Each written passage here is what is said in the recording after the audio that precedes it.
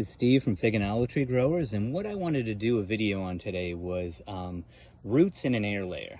So usually air layers I'll throw together like a bottle and cut it apart, wrap it around with some straps, usually zip ties, and then I'll put some tin foil over it and hold the tin foil on. And what I want you to see is this is about 2 months, and this is raspberry tart air layer, and I want you to focus on the roots, because this video I want to do a video on those thick monstrous roots you see people get on air layers, and then these type of thin gracile roots we have.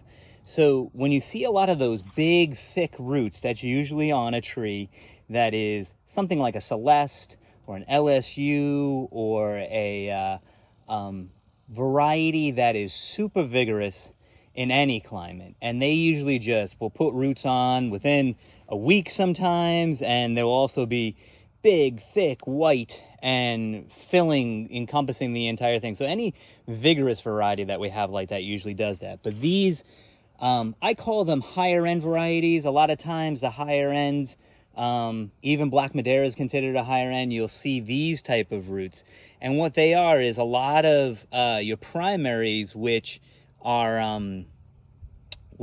not as thick, and then your secondaries, which are quite thin, which are your feeder roots. Your primaries are your water roots and your secondaries are your feeders. But on something like this that's been here for about 2 months, where the roots have gotten very well ingrained, you could see the structure and how thin they actually grow. So I usually tell people, don't always go by how thick and how vigorous the roots look. Go by how they actually develop. So what you want to see is these primaries here go into these secondaries so that it can start feeding. And when you see the secondaries starting to come out, you know your plant can get the nutrients it needs. And so again, these don't have to be thick. Look how thin they are compared to my finger.